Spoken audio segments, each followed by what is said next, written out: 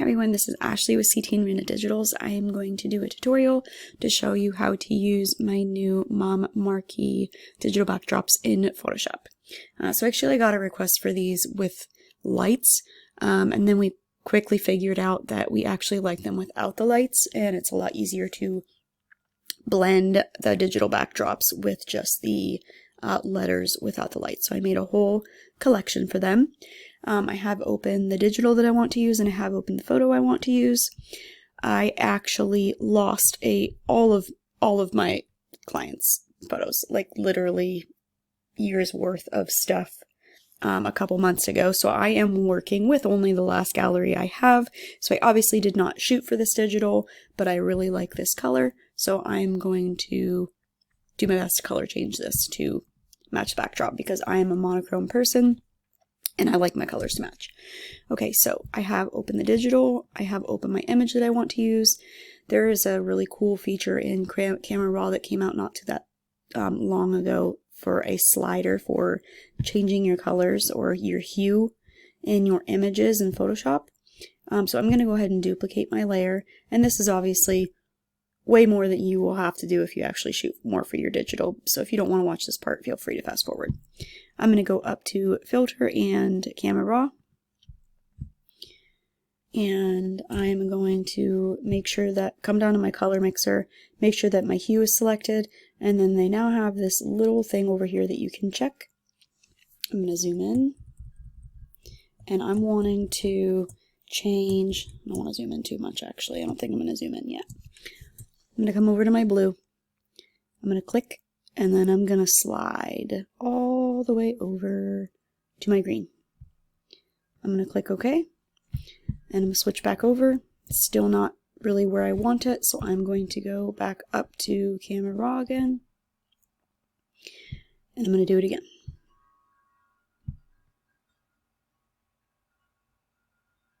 And that is about much closer to the green that I want. Yes, so if I zoom in, it doesn't do a perfect job. As you can see, there's some patches here. So I'm simply going to create a new layer, change the blending mode to color. I'm going to grab a soft brush at about 25% opacity. Actually, I think I'm going to do 100 first for some of the areas. And then I'm going to hold down Alt on my keyboard, and I'm going to grab the green from the dress that changed, and I'm going to quickly paint in the green on the areas that it did not do it for me. If I make a mistake, I'm going to just come over and grab a color, hold down Alt on your keyboard again, grab a color of the stomach, and I'm going to paint that back in. I'm already on a color blending mode, so any color I grab and start painting with, that's the color that it's going to paint with. Excuse me. I'm not going to spend a ton of time on this because this isn't actually part of the tutorial for the digital backdrop, but this is part of it if you're wanting to blend or change your color a little bit more to match a digital that you like the color of. I'm going to call that good for now. Okay, I'm going to flatten my image. I'm going to come up and select all, edit and copy, and edit and paste into my image. I'm going to resize. Actually, I think she was good size where she was. Yeah. Okay, and now with this, actually, I'm going to come back over real quick, zoom in. Make sure that when you're doing that hue slider, you are not messing with the tones of their face or their skin or anything else other than the color. I was going from blue to green, so it didn't really affect her skin tone at all. But if you're doing a different color like orange or red or yellow, it may affect that, and you may have to brush it off her skin.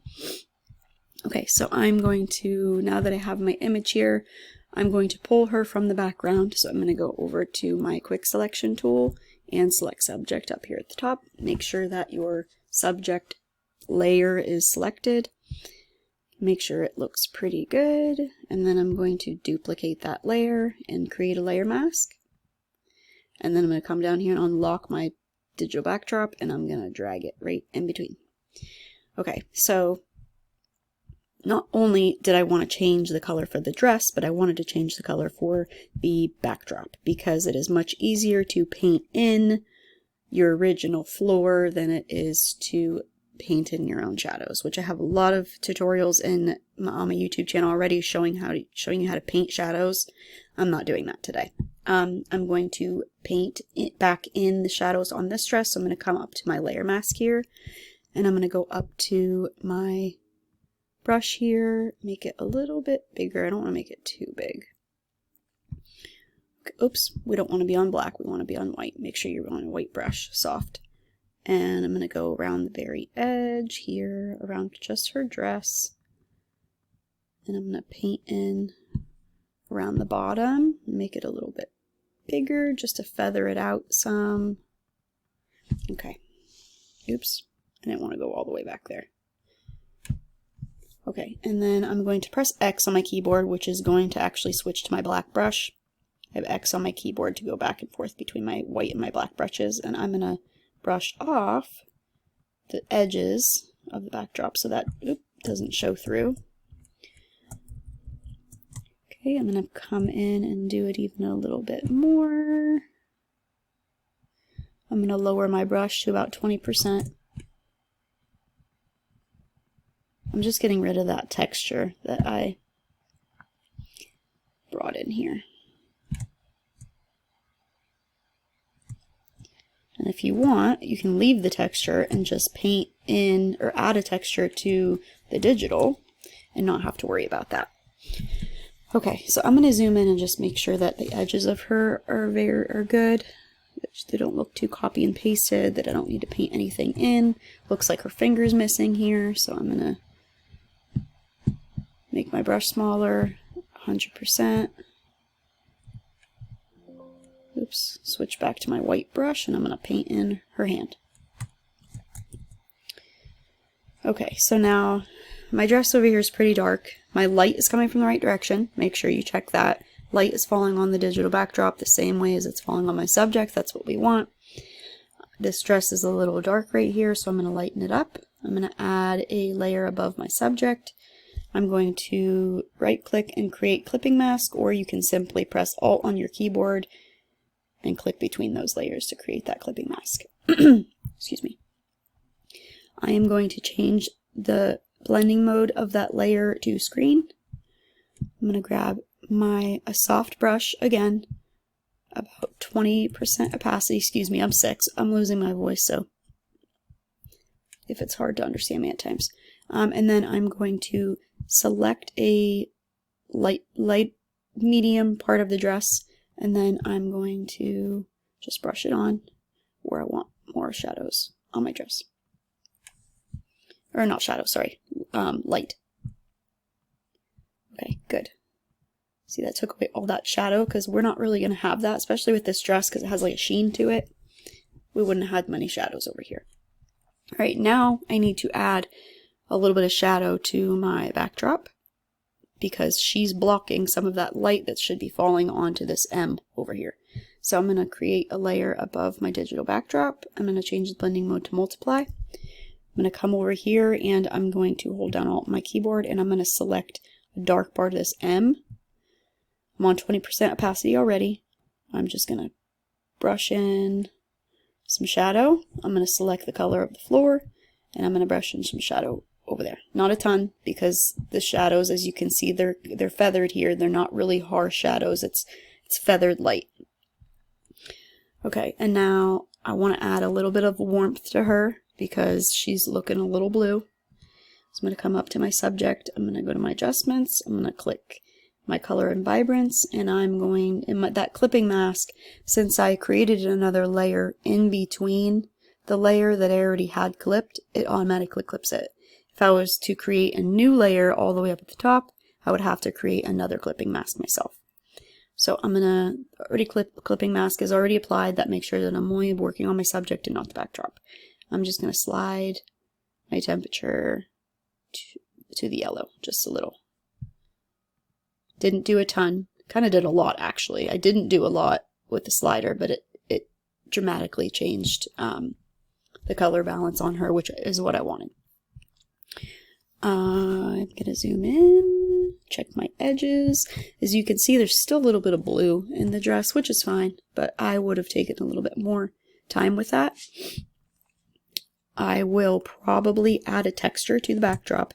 If this image wouldn't have already had a texture on it, I would have been fine to paint, to bring in the original shadows, but because it does, nobody's probably even going to notice, but I'm anal about that stuff, so I will most likely add a texture to the entire backdrop to match my image from before, just so it all blends together. Otherwise, I'm going to have to go back in and completely paint in shadows on her, which is going to make it look not as realistic. So, other than that, this image is done, and I'm going to go and add my texture. But as far as the digital backdrops, I missed a crucial step. Glad I didn't stop yet. Blur. You need to add some blur to the digital backdrop. So as you can see, so when you shoot this person in front of this marquee in real life, if that were to happen, it's not going to be sharper or as sharp as your subject, unless you have you're leaving your camera wide open, which, okay, so I'm going to make sure my digital backdrop is selected here. I'm going to go up to filter and blur, Gaussian blur, and I don't want to add a ton because she's very close to the letters. If I had her pulled out like 5 feet from these letters, I would add a lot more blur because that would make sense. But since she's standing pretty close, I'm going to add about 2. Press OK, zoom in, make sure it's enough. I want to add more. Blur, Gaussian blur. I can leave it on 2 again because it's adding on top of what we already did. That looks a lot better. She's in focus, the M and the florals are not, and that's what we want. Okay, now I'm done. If you have any questions, you can send me a message. If you want more free tutorials like this one, be sure to subscribe to my channel to be notified when I add more. I will also link the, check the description of the YouTube video. I will link the digital backdrops for Etsy and also for Shopify.